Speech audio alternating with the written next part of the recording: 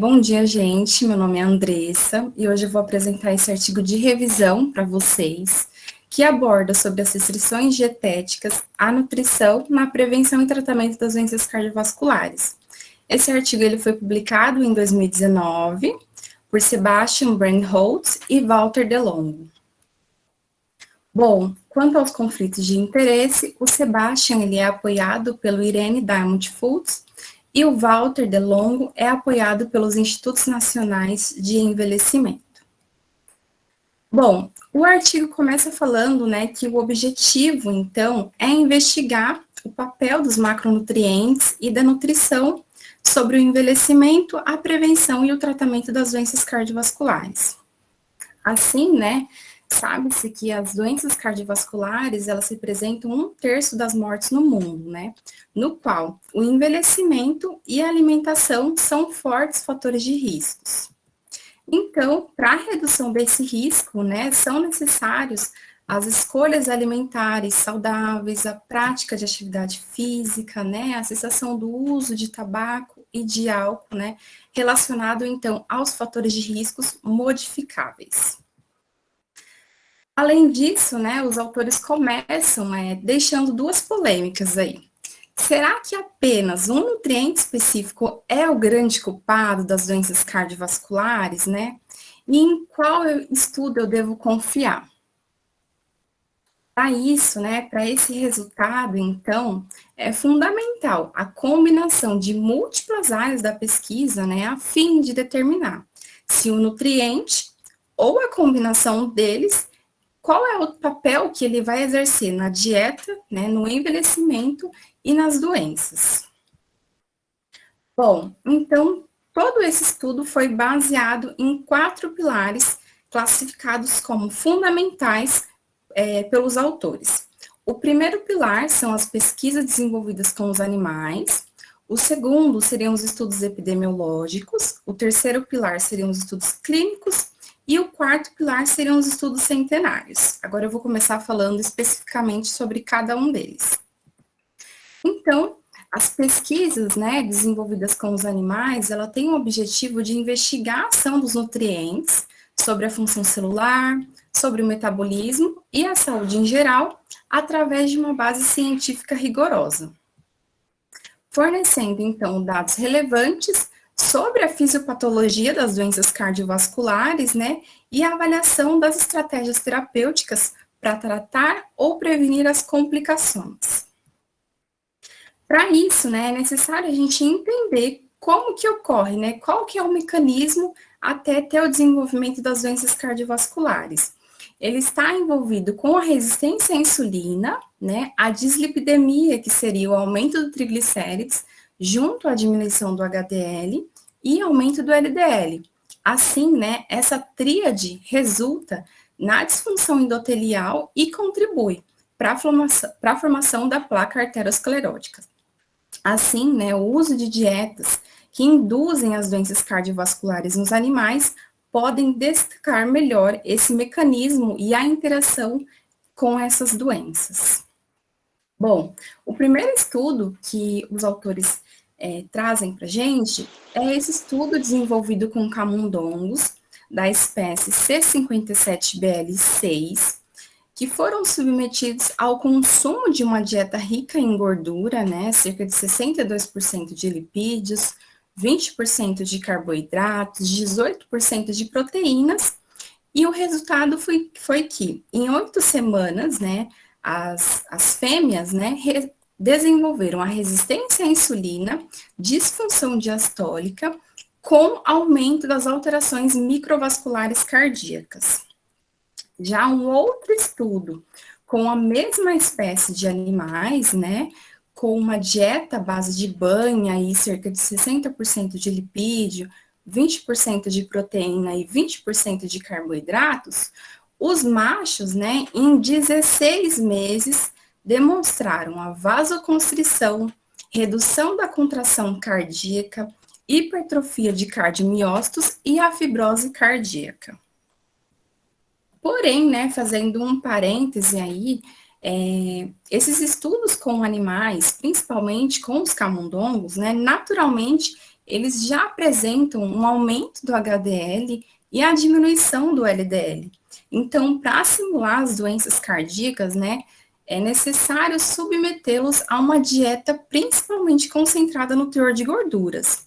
Além disso, né, essa cepa C57BL6 são mais suscetíveis ao desenvolvimento da arteriosclerose naturalmente.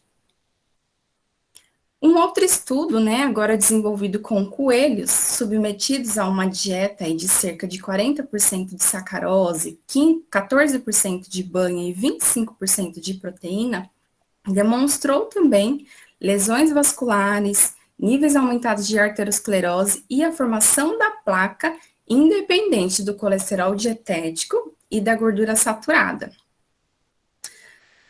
Esse outro estudo desenvolvido com macacos, né? Essa espécie de macacos apresenta um DNA 93% idêntico ao DNA humano, então já simulam mais de perto as doenças cardiovasculares e a relação com os humanos, né?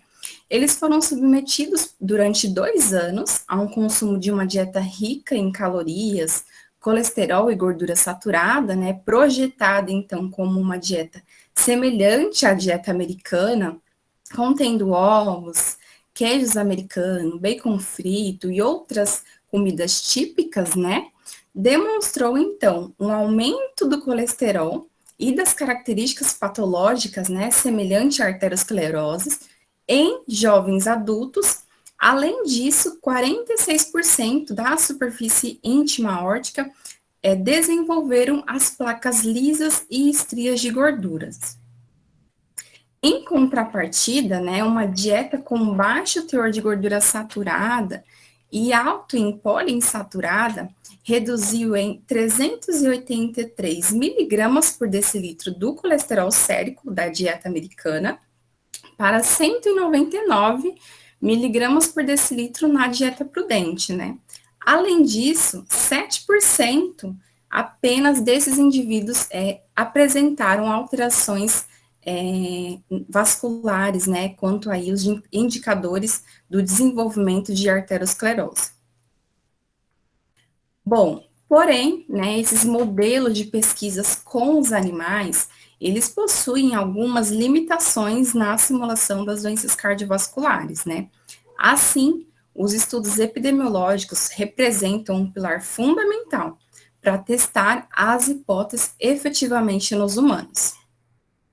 Então, agora falando um pouquinho, né, da nutrição e as doenças cardiovasculares nos humanos, já se sabe que a composição calórica e os padrões alimentares representam, né, um dos principais fatores de riscos para combater o envelhecimento e as doenças crônicas. Além disso, a dieta mediterrânea, né, caracterizada com o consumo de vegetais, frutas, grãos integrais, nozes, peixes, né, e consumo de óleos saudáveis, são consideradas aí com propriedades anti-inflamatórias. E a dieta ocidental, com consumo de gordura, colesterol, carne vermelha, alto consumo de sal, açúcar, são consideradas, então, pró-inflamatórias. Falando um pouquinho do segundo pilar, que seriam os estudos epidemiológicos, né? Os autores vão começar a fazer uma relação dos macronutrientes e das doenças cardiovasculares. Vamos começar, então, falando da ingestão de proteínas. Esse estudo sueco, com um pouco mais de 43 mil mulheres, né, indicou que o aumento do consumo de proteína em 10% ou em 5 gramas, junto à redução de carboidrato em 10% ou em 20 gramas, aumentou a incidência de doenças cardiovasculares. Essa coorte, com um pouco mais de 84 mil mulheres também, né, do NH estudo, desse estudo, com a média de idade entre 30 e 55 anos, apresentou, então, um maior consumo de carne vermelha e laticínios com alto teor de gordura, estando relacionadas com o risco elevado à doença coronariana. Ainda sobre a injeção de proteínas, né, a Associação Americana de Dieta e Saúde de Aposentados, né, realizou um estudo de coorte com um pouco mais de 500 mil de pessoas entre 50 e 71 anos, observando que o quintil mais alto versus o quintil mais baixo, quanto à ingestão de carne vermelha e carne processada, tiveram riscos elevados na mortalidade geral e na mortalidade por doenças cardiovasculares.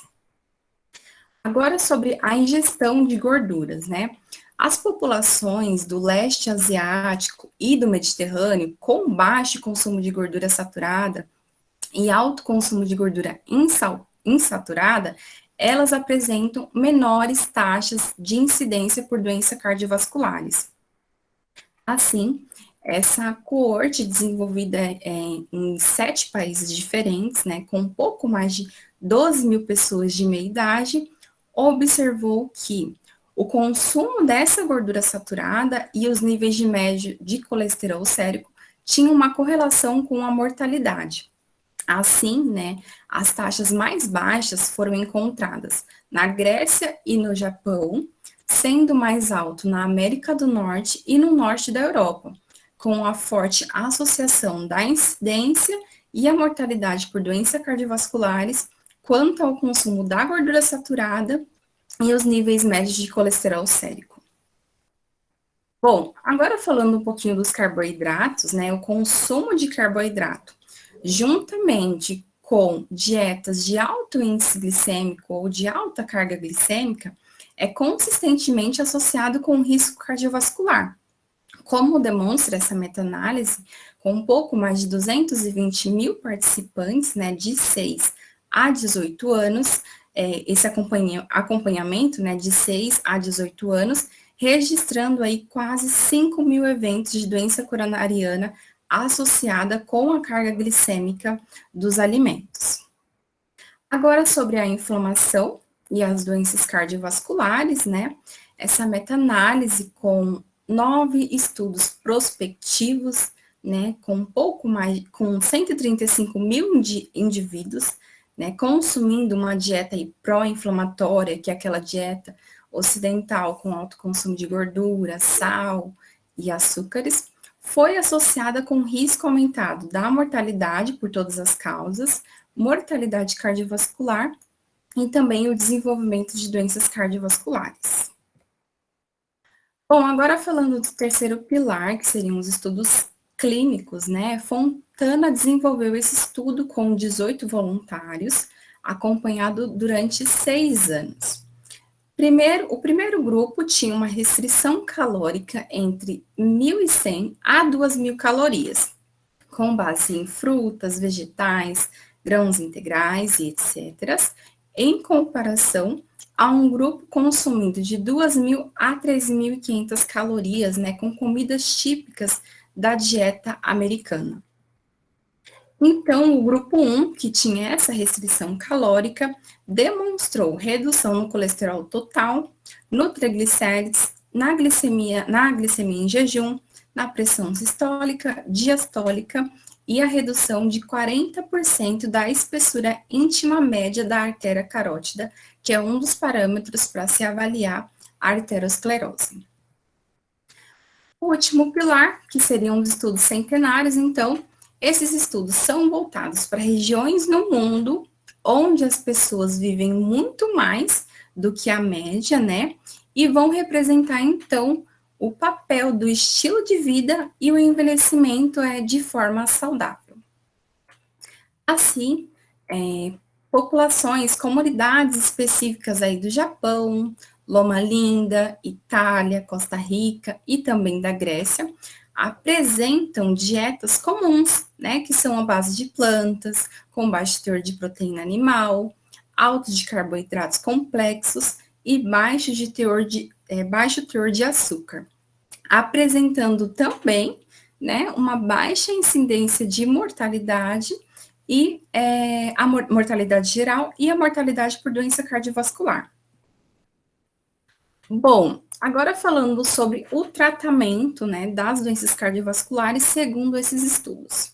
Os autores trazem esse estudo clínico randomizado da década de 90, né, no qual essa dieta Ornish é uma dieta vegetariana com um consumo de 10% de gorduras, de 15 a 20 de proteína, de 70 a 75 dos carboidratos, e tiveram um acompanhamento durante um ano. Assim, foi possível observar a redução no risco de arteriosclerose. Essa outra dieta também, a dieta Ernst, que é uma dieta vegetariana, sem consumo de peixe, óleo, laticínios, né, consumo de grãos, legumes, vegetais, com acompanhamento durante 5 anos, demonstrou que a doença coronariana ou ela foi cessada ou demonstrou sinais de regressão. Assim, né, apesar dos benefícios dessa dieta vegetariana, né, fica extremamente inviável para se ter uma abordagem aí para a população de forma geral, devido, né, essa característica desse padrão alimentar. Então, para prevenção das doenças cardiovasculares, né, é recomendado o aumento do consumo de vegetais, das leguminosas, dos peixes, das frutas, né, consumo de azeite, prática de atividade física, e também os autores citam, né, aquela dieta, essas dietas que imitam um jejum, né, de que a pessoa fica com um consumo restrito entre 11 a 12 horas.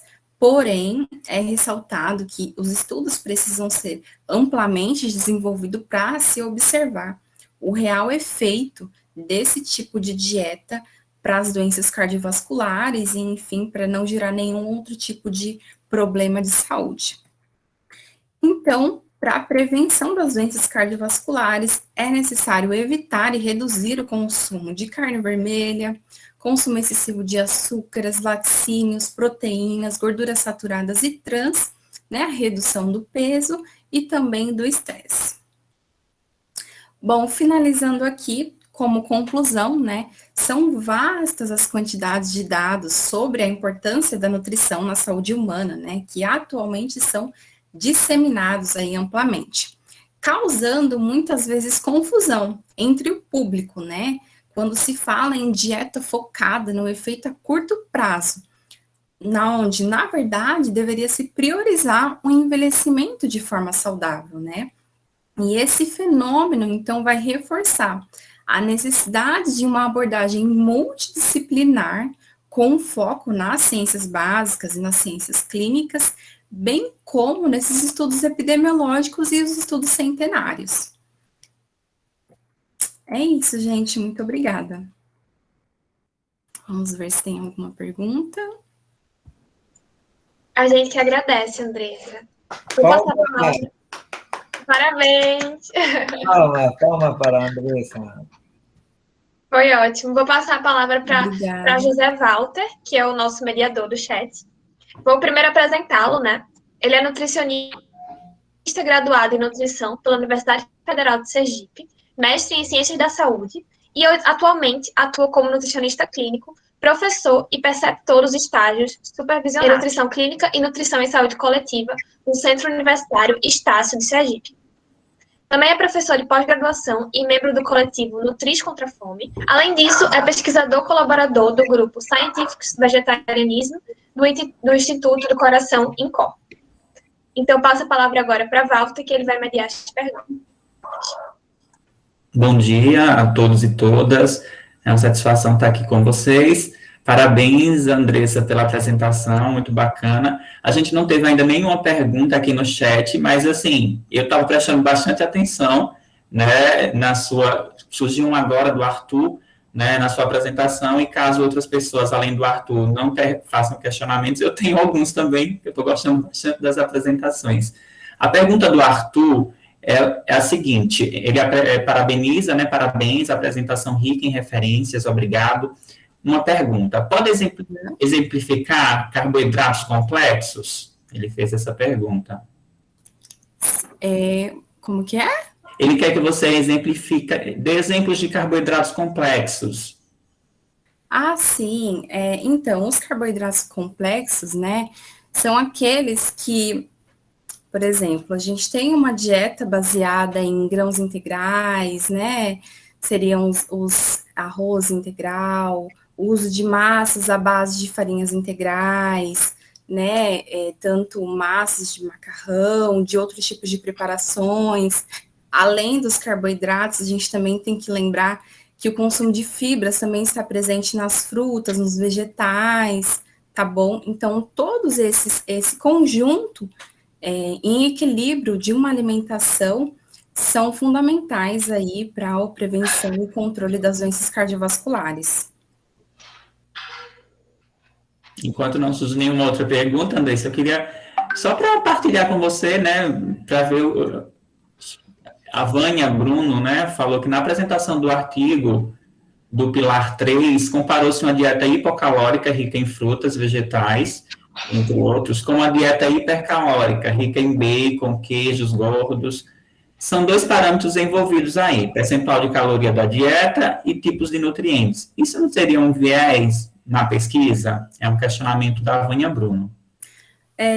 Bom, Vânia, pode ser sim um viés da pesquisa, né? A gente tem que lembrar que toda pesquisa deve ser analisada de forma criteriosa. Esse estudo, foi bem interessante porque ele mostrou, né, a importância de um estudo multidisciplinar e avaliar todos esses viés, esses pilares da pesquisa. Quando ele compara, né, esses 2 grupos, ele utiliza, assim, mais para ilustrar, né, a diferença desse consumo de uma dieta rica em frutas, verduras e legumes, em comparação a uma dieta típica americana, que também já tinha muito estudo sobre a dieta americana. Então, ele pega esses 2 parâmetros para poder ilustrar o risco cardiovascular nessas 2 populações. Mas a gente pode considerar, assim, como se fosse um viés, né, já que são populações distintas, com parâmetros alimentares diferentes. Mas, mesmo assim, né, eu acho bem importante levar em consideração aos achados, uma vez que se esse consumo, né, dessa dieta americana com alto risco, com alto consumo de gorduras, sal, açúcares pode levar ao risco de desenvolvimento de doenças cardiovasculares. Andressa, a Vânia Bruno faz uma consideração, a gente está sempre priorizando aqui dar um enfoque no chat, e aí eu vou falar a consideração que ela faz, né, e vai em acordo aí com o que você está falando. Eu penso que ela poderia pegar o parâmetro lá no estudo, né, da dieta americana, porém sem padronizar o teor calórico. Aí teríamos uma boa comparação, não é? Sim, e também, só lembrando que esse artigo, ele foi um artigo de revisão, né, então, assim, se fosse um estudo clínico de acompanhamento, no qual se fosse ofertado, né, esses 2 tipos de dieta para esses 2 grupos e tivesse um acompanhamento aí durante anos, talvez a gente teria um resultado diferente. Mas como foi um estudo de revisão, né, no qual os autores buscou, então, estudos que relacionassem esses 2 parâmetros alimentares, talvez teria sido diferente, né, uma possibilidade.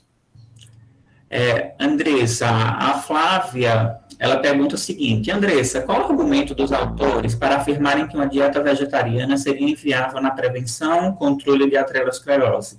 Muito difícil de ser realizada, não é? Então, em questão da inviabilidade, para a gente reproduzir para uma recomendação da população em geral, né, visto que uma dieta vegetariana, né, dependendo da classificação, tem restrição de consumo de ovos, de peixes, de carne. Então, assim, quando ele disse que é inviável, seria na questão de ser uma padronização para a população em geral, né? Visto que o consumo de carne, de produtos de origem animal hoje em dia é muito grande, né? Então, foi nesse sentido. Não que a dieta vegetariana, ela aí não seja benéfica para as doenças cardiovasculares, pelo contrário, né? Elas têm um alto consumo de verduras, de vegetais, que são benéficos para a saúde. Agora, já que ninguém colocou nenhuma outra pergunta, né, já fizeram várias, a Andressa está respondendo muito bem, parabéns, Andressa, pelas respostas. Eu queria fazer uma também, eu acompanhei com bastante cuidado a sua apresentação. Queria que você falasse, assim, em resumo, como a dieta, a longevidade e as doenças cardiovasculares estariam relacionadas aí, que é um dos tópicos que você está falando aí durante a sua apresentação, né, principalmente aí dessas pessoas com alta longevidade, o que é que está caracterizado, e é uma das coisas que você traz no final, mostrando esses padrões. Fique à vontade, Andressa. Então, já sabemos, né, que o consumo alimentar e a dieta está relacionado, então, com as doenças cardiovasculares. Assim, o consumo elevado de colesterol, de gorduras saturadas na dieta, né, associada com o baixo consumo de fibras, vai criar um ambiente favorável para aquela etiologia de patologias que eu tinha mencionado, né, diabetes, hipertensão, as lipidemias. Então, isso vai refletir tanto na expectativa de vida, quanto na incidência de mortalidade, né. Além disso, os estudos também mostram que a longevidade e o envelhecimento de forma saudável também está relacionado com a genética, com questões psicológicas, com a prática de atividade física, né? Então, de maneira geral, nós temos muitos fatores envolvidos, mas a alimentação também é um fator muito importante.